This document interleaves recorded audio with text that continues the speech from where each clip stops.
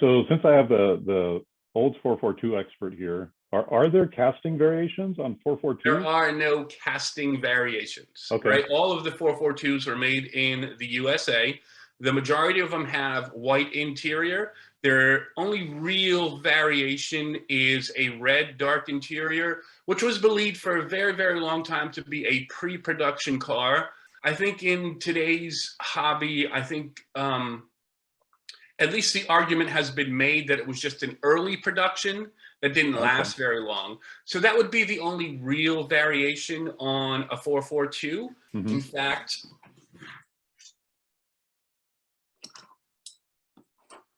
I don't know.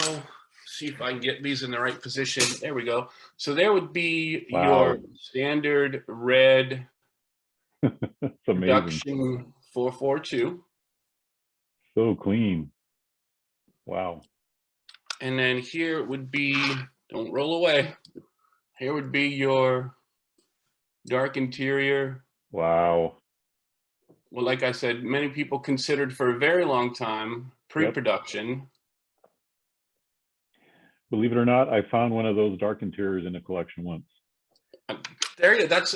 I mean, I think stories like that, Dave, have given clout to the fact that they might actually be just really early production cars. Yeah. I remember holding it for a long time, and then there was a point where I also just had to sell, and it was hard to let it go. Now, let me ask you about that dark interior. Have they been found with the sticker stripes on them, with the stripes? The only one that I have ever seen with stripes on it, the person who owned it told me as a matter of fact, that he put the stripes on it. Okay. I have never seen another one with stripes on it. Yeah, so unless you're putting the stripes on yourself, I haven't seen one that has, original stripes from a kid 50 years ago. Right. Yeah, because mine had no stripes. And I thought it looked kind of cool that way, just, a naked 442. But it's interesting that this person, as an adult, he put the stripes on, right? Right. Yeah, that's interesting. Do you think, well, I don't want to conjecture about whether that's good to do or not good to do. I would imagine. I kind of felt that's where you're going. Does it help or hurt the value? I don't know. Again, that's the fun in collecting, right? Some people prefer them with the stripes and some people don't. I have them both ways in my collection.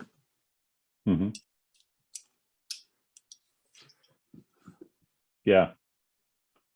So I just love the casting. It's got really emotional reasons for me. My dad's gone now 8 years, so that's just, I'll take it with or without the stripes. Right.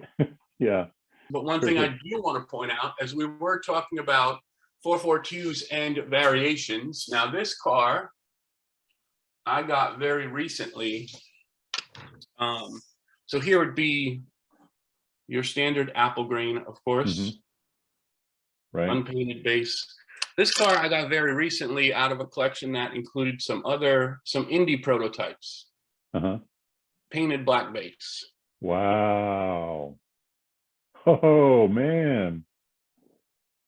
That's tough. Can I see the front end and wow. And it's the same type of paint that you would see on the 71 cars, like the Carabo and stuff like that. Yeah. Oh, okay. So it's got a slight gloss to it. Yep. Yeah. Is it different than the Indy cars black base? Because that's more like that's more of a flat. Yeah. So you'd be talking about the other cars that were done in 71, like the Carabo, even the C111 Mercedes that was done in 72. It has that like almost not high gloss, but it's got a gloss. Semi-gloss. Yeah, semi-gloss. Very cool. Wow, that's amazing.